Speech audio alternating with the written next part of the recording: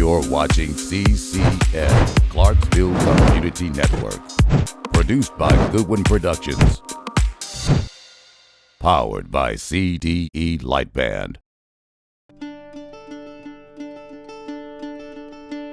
I'm Leslie Hatton. I live in Clarksville. I've lived here for about 11 years. I belong to the Friends of Fort Defiance.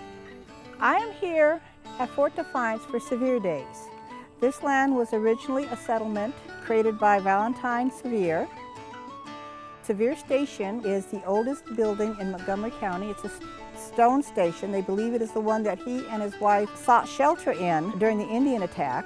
This is to honor SEVIER Days. Those early settlers out here had to be very rugged, and spinning was a very important survival skill, especially on the frontier. Most families had a loom, spinning wheel, and on the frontier especially, they tended to manufacture their own clothing, blankets, and everything they needed.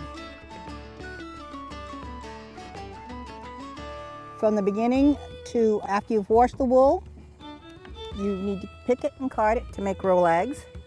Then from the rolags, you spin. But I'm adjusting it. The maiden has a tensioner, which adjusts the drive band.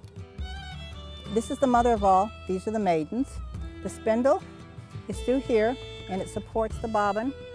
And what I'm using are rolags, and they make a woolen or a semi-woolen yarn, which means there's a lot more air between the fibers, so when you knit things up with it, it is warmer because the air adds insulation.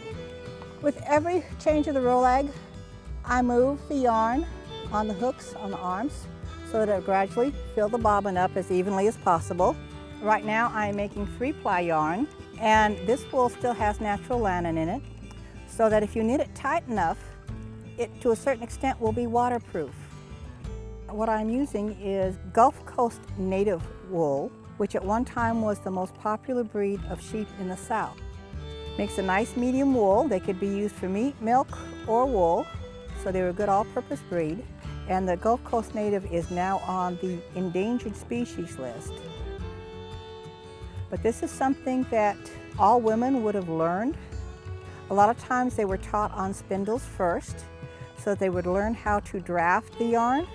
Spinning was such an important factor that a lot of times one daughter usually stayed at home and cared for the parents until they passed. And then she would go live with another relative, and to pay her way, she would often spin. And that's where the name an unmarried woman became a spinster. I'm slowly learning how to dye with natural foodstuffs. The brown yarns I dyed myself. One is black walnut, the darker one is black walnut, green black walnut hulls. The lighter brown was made, I gathered up dried hickory hulls in the spring and soaked them overnight, and then boiled them, and I got the much lighter, the tan color. The blue yarn is actual indigo. The ball of red yarn is madder. I have some flop spindles.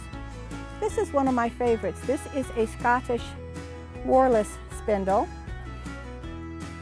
The way you wrap it on, you end up with a center pull ball of yarn. We also brought some lucettes, which was a way to make a very sturdy 4-cornered cord that could be used for stays, lacing up the back of breeches or jackets, or anytime you would need a sturdy cord. Another thing they would have done is the lucettes. Very time consuming, but a very vital and necessary skill to learn, because back then, a lot of looms were not that wide. And if you really wanted to pay someone a compliment, you told them they were a yard wide. Just something I enjoy doing and sharing, and hopefully my grandchildren will take it up. For current and exclusive content, subscribe to CDE Lightband, connecting you at the speed of light.